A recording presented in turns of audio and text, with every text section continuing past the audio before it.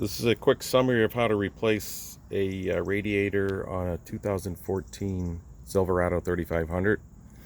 Basically, you start by popping all these plastic holders on the cover for the radiator. Basically, you can pop that off. So once you get that off, we come over here to the top of the fan shroud. You've got these little plastic holders here that pop out on the top corners, and then you've got these bigger plastic holders that go here and over there. So you do that both on the left side and on the right side, and that shroud can come up.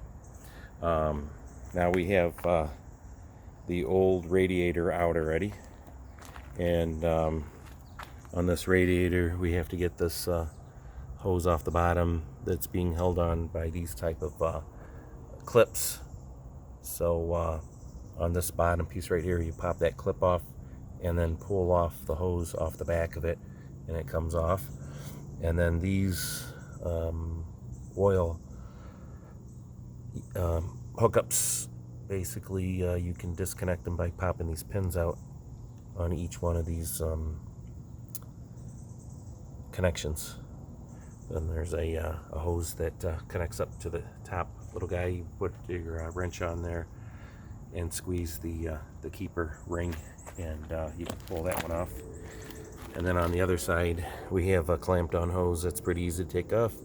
And then once again we have two oil hookups. I think a couple of these are for your transmission, the others are engine coolers, but they also have the keeper rings.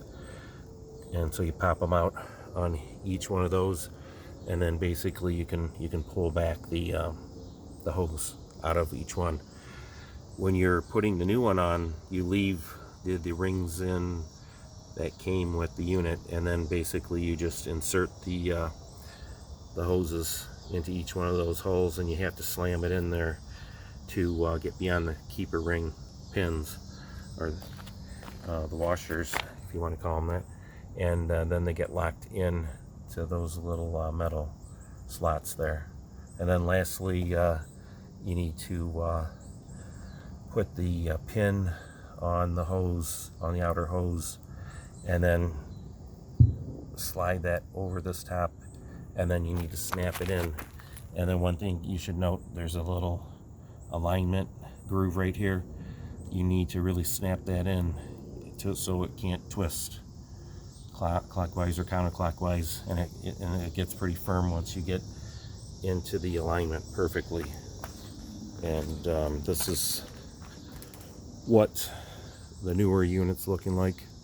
As you can see, here's your hoses, or metal hoses that popped into the lower and the upper unit there. And then there's our hose, which that guy will be clamping onto. And then over on this side, I basically took out the air filter here. There's a hose right there. I took that one, I loosened it up, and took off the electrical connectors here and down here. And then you can take this whole air filter out, and it gives you a little more room to get on the back side of the radiator. And so overall, somewhat of an easier job.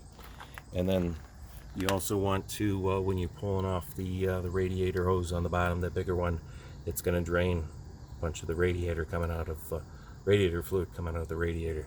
So just have something to catch it. Basically, you can catch it on this side, and then on the other side, when you're pulling the oil coolers off, a little bit of oil will come out on those as well. Thanks.